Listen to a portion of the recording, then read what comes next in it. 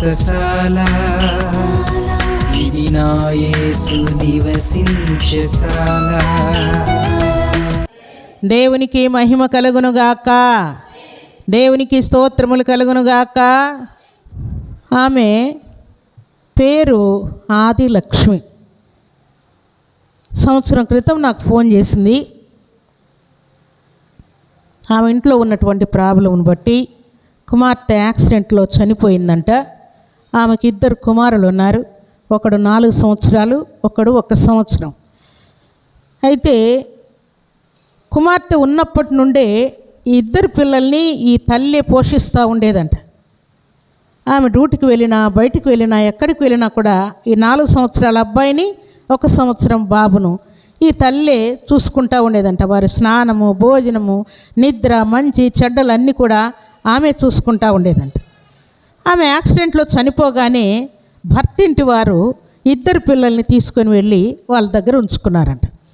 ఈమె పాపం చిన్నప్పటి నుండి పెంచి పెద్ద చేసింది కాబట్టి కుమార్తె కూడా చనిపోయేసరికి ఆ పిల్లల మీద విపరీతమైన ప్రేమ పెంచుకొని చాలా దుఃఖపడుతూ ఏడుస్తూ ఎవరో నెంబర్ ఇస్తే ఆమె నాకు ఫోన్ చేసింది. ఫోన్ చేస్తే ఆమె ఏడుస్తూ ఏమంటుందంటే, నా కుమార్తె ఎలాగూ పోయింది, అయితే నా బిడ్డలు నా ప్రాణం ఉన్నంతసేపు నేను పెంచుకుంటాను, నా ప్రాణం పోయిన తర్వాత తండ్రి దగ్గరే ఉండని, నా దగ్గర అవసరం లేదు, నా ప్రాణం ఉన్నంతసేపు వాళ్ళు నా దగ్గర ఉండాలా, దానికోసం ప్రార్థన చేయమ్మా అని ఆమె కోరింది. అప్పుడు నేను ప్రార్థన చేస్తే దేవుడు నిశ్చయముగా బిడ్డల్ని పంపిస్తానని దేవుడు సెలవిచ్చాడు. నేను ప్రార్థన చేసి ఆ విషయం నిశ్చయముగా దేవుడు పిల్లల్ని నీ దగ్గర పంపిస్తా అంట, నువ్వేం బాధపడొద్దు, ఏడవద్దు, దిగులు పెట్టుకోవద్దు, నిద్రపోకుండా భోజనం చేయకుండా అలాగ ఉండొద్దు, నువ్వు తప్పక దేవుడు నీ కోరిక తీరుస్తాడని చెప్పి ఆమె ప్రార్థన చేసి కొన్ని మాటలు చెప్పి ధైర్యపరిచి ఫోన్ పెట్టేసిన. అయిన తర్వాత మరొక్కసారి ఆమె నాకు ఫోన్ చేసింది. సంవత్సరం క్రితం 1 నెల అట్లా అయిన తర్వాత, పిల్లలు వస్తారని చెప్పావమ్మా, ఇంకా రాలేదమ్మా పిల్లలు నా దగ్గరికి అని 1 నెలకు ఫోన్ చేసింది నాకు. ఫోన్ చేస్తే, దేవుడు మాట ఇచ్చి నెరవేర్చేవాడు, మాట తప్పే దేవుడు కాదు, భయపడొద్దని చెప్పాను. ఇంకా నెల అయిపోయిన తర్వాత ఇంకా ఆమె నాకు ఫోన్ చేయలేదు అసలు. అయితే దేవుడు చేసిన కార్యం ఏంటంటే, ఆమె నిన్నటి దినాన ఫోన్ చేసి, నీ నోటి మాట ఇంత సత్యమైనదని నేను అనుకోలేదమ్మా, ఏమో అనుకున్నాను, నిశ్చయముగా నేను బెతెస్దా సుతశాలకు రావాలి, అడుగు పెట్టాలి, దేవుని యొక్క గొప్పతనాన్ని నేను సాక్ష్యం పలకాలి అని స్టార్ట్ చేసింది. ఏమైంది చెప్పు అంటే, నా పిల్లలిద్దరూ నా దగ్గరకు వచ్చారు. నువ్వు చెప్పినట్టుగానే మా అల్లుడు వాళ్ళు పిల్లలిద్దరిని పంపించారమ్మా. మీకు చెప్పకముందు నేను 4 సంవత్సరాలు వాళ్ళ కోసం ఏడ్చాను. చిన్నవాడు 4 సంవత్సరాలప్పుడు వాళ్ళమ్మ చనిపోతే వాడి వయసు ఇప్పుడు 8 సంవత్సరాలైంది. 4 సంవత్సరాలు వారు నాకు పిల్లల్ని చూపకుండా నా దగ్గరికి పంపకుండా ఉన్నారు. చిన్నవాడు సంవత్సరం పిల్లోడు ఇప్పుడు 4 సంవత్సరాలు వాడు అయ్యాడు. 4 సంవత్సరాలు నా మాట వాళ్ళు అస్సలు పట్టించుకోలేదు. మీరు ప్రార్థన చేసిన తర్వాత ఏం జరిగిందో తెలియదు, సంతోషంగా వారి 2 పిల్లల్ని తీసుకొని వచ్చి నా దగ్గర వదిలిపెట్టారమ్మా. సంతోషంగా ఉన్నాను, పిల్లల్ని నేనే స్కూల్కి పంపిస్తూ ఉన్నాను, చాలా సంతోషం అనిపించింది నాకు అని ఆమె దేవుని సన్నిధిలో సాక్ష్యం పలకడానికి నేను రావాలని ప్రయత్నం చేస్తున్నానమ్మా.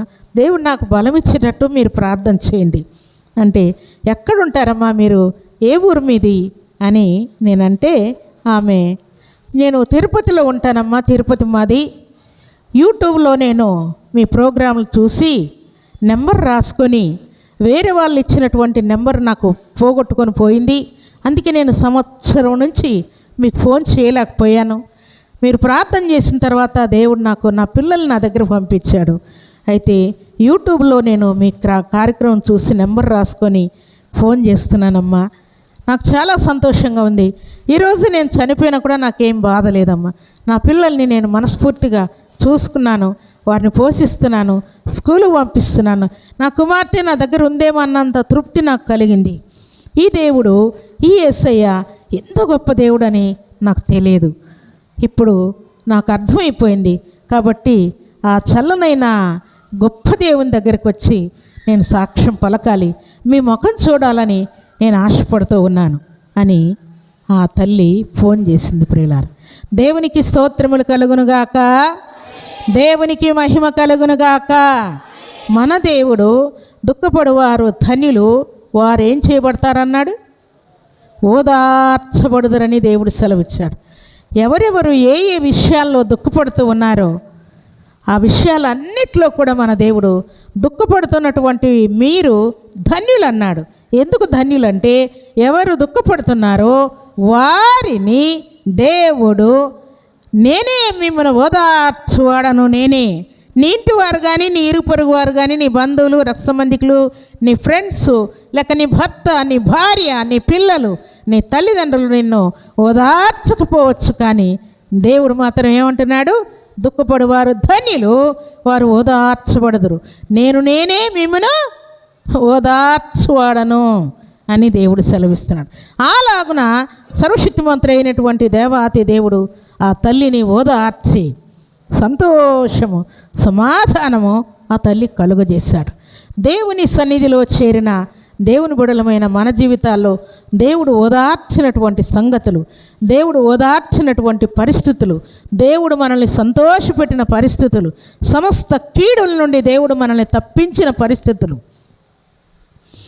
మరణంలో నుండి విడిపించిన సంగతులు, రోగంలో నుండి తప్పించిన సంగతులు, శత్రువుల చేతిలో నుండి విడిపించిన సంగతులు, అప్పుల కూప నుండి విడిపించిన సంగతులు, ఎన్నో అపాయాలు జరగవలసినటువంటి సందర్భంలో కూడా వాటన్నిటి నుండి దేవుడు మనల్ని కాపాడినందుకై మనం ఏం చేయాలి? దేవునికి కృతజ్ఞతాస్తుతులు చెల్లించవలసిన వారమై ఉన్నాం.